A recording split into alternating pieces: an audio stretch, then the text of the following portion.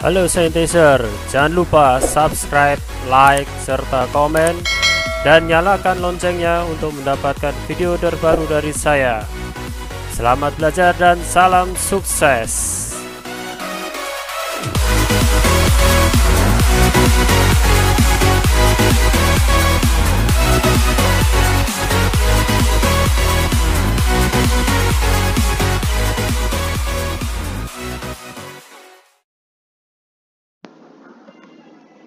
Halo Scientizer, saya udah lama tidak mengupload konten tutorial di channel Scientist. Mohon maaf karena banyak kerjaan dan kesibukan lainnya. Ini baru saya sempatkan waktu untuk membuat tutorial lagi. Kali ini saya akan membuat tutorial yaitu bagaimana cara membuat rencana anggaran biaya suatu bangunan. Nah, di sini bangunan yang akan saya buat perhitungannya itu adalah satu lantai. Ini adalah denahnya. Kemudian saya nggak bahas masalah detail untuk gambarnya guys ya. Jadi saya langsung aja untuk mengenal kepada teman-teman yang baru belajar bagaimana cara menghitung rencana anggaran biaya. Pada video kali ini saya akan memberikan bagian-bagian dari format rencana anggaran biaya. Nah, nanti mungkin saya akan membuat tutorial ini saling berkelanjutan. Jadi artinya ini adalah part satunya, saya akan mengenalkan bagian-bagiannya dahulu, kemudian nanti saya akan buatkan tutorial cara menghitungnya untuk menghitung volumenya seperti ini, sampai nanti kita bisa membuat suatu rencana anggaran biaya sampai mengetahui berapa sih nilai harga suatu bangunan tersebut. Nah, yang pertama adalah pada sheet pertama ini adalah lembar rencana anggaran biaya. Ini saya sebut dengan bill of quantity. Kemudian di bagian bill of quantity atau di form ini memuat dari berbagai macam nilai kebutuhan biayanya, ya, dari poin A, poin B ya, sampai nanti poin yang terakhir, dari mulai dari persen pendahuluan, ada pekerjaan fondasi, kemudian saya lanjutkan ke pekerjaan konstruksi beton, kemudian ada pekerjaan pasangan dinding, kemudian pekerjaan kuda-kuda dan atap, pekerjaan kusen pintu dan penggantung, pekerjaan plafon, pekerjaan pengecatan, pekerjaan saniter, pekerjaan instalasi listrik, dan yang terakhir nanti kita akan menjumlahkan berapa nilai dari beberapa pekerjaan di atas. Nah, setiap item atau sub-sub pekerjaan ini kita memiliki breakdown, ya, breakdown pekerjaan, work breakdownnya ini kita buat per masing-masing sub pekerjaan.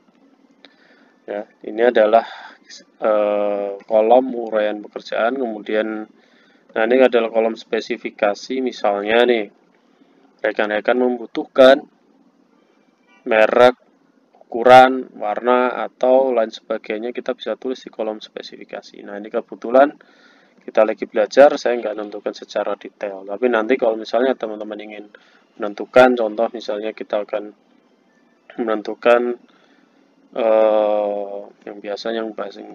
yang paling banyak membutuhkan spek itu, contoh di atapnya warna apa, jenisnya apa, kemudian warna cat dinding, mereknya apa, terus nomor catnya nomor berapa, saniter juga, dan yang listrik juga iya.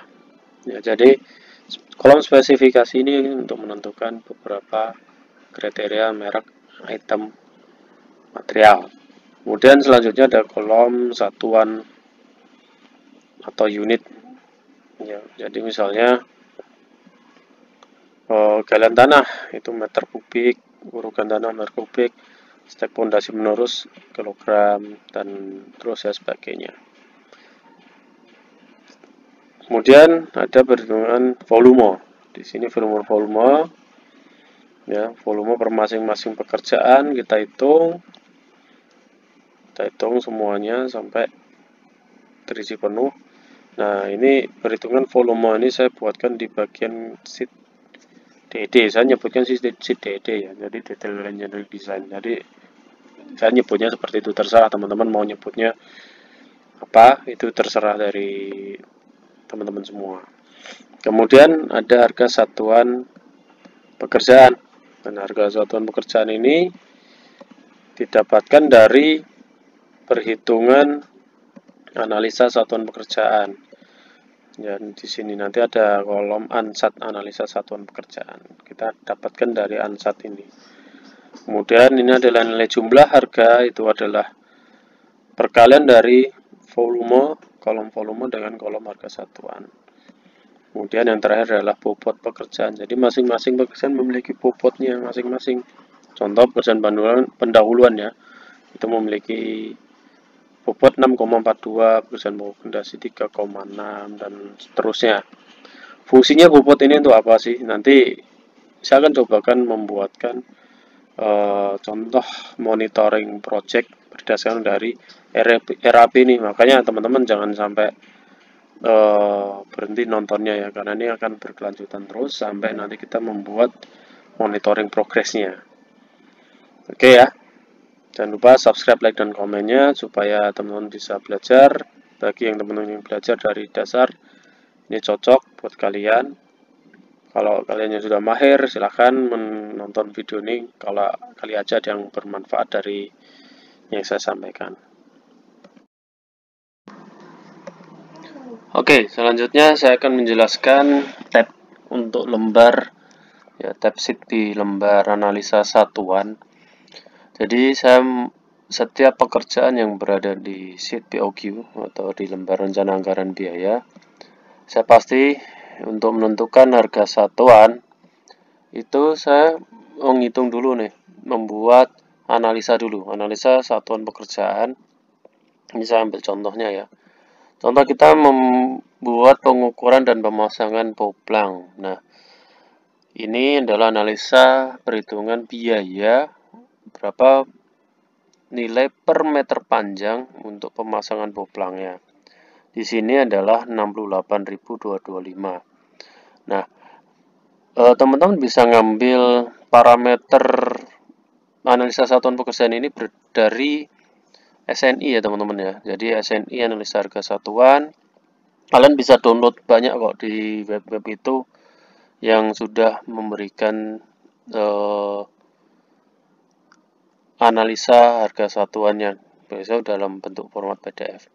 Itu udah termasuk dari satuannya juga, kemudian ada koefisiennya, ya, koefisiennya. Jadi teman-teman tinggal masukkan dari SNI. Ini semua saya ambil dari SNI nih, bukan dari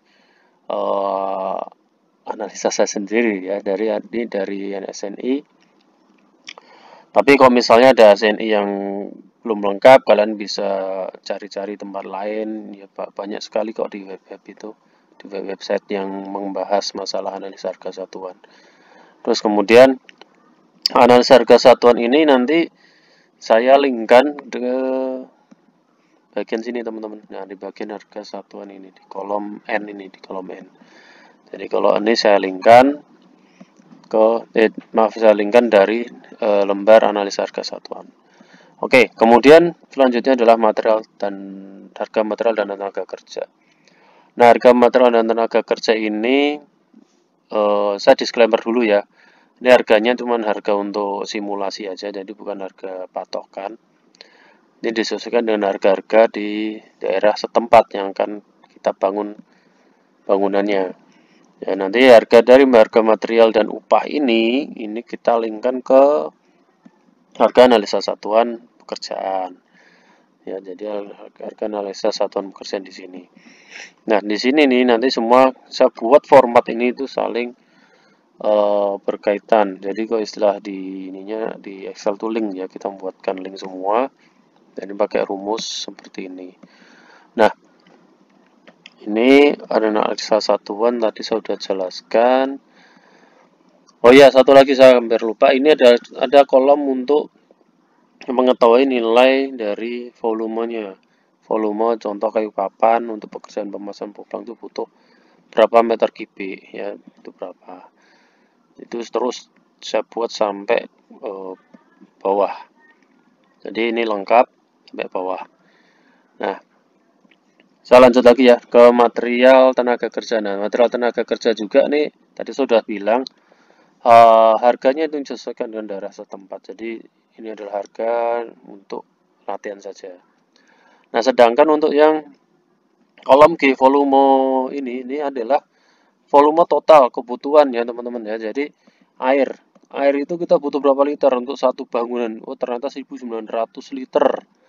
Ya, ini total semua.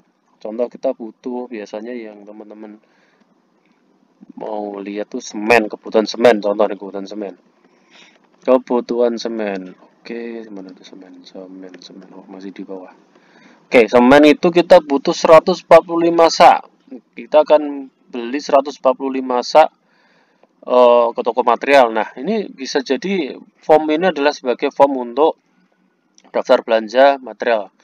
Ya, kemudian harga contoh stop kontak kita butuh berapa dalam satu bangunan? Oh, ternyata kita butuh 6 stop kontak. Ya, seperti itu teman-teman jadi bacanya. Jadi saya buatkan RAB ini sekalian bisa untuk membuat daftar belanja. Gitu. Daftar belanja cat kita butuh 230 kilo. Misalnya kita konversi ke pil ya. Ke pil kan biasanya umumnya kan 20 kilo ya. Kita kok 230, kita butuh berapa pil tuh? 230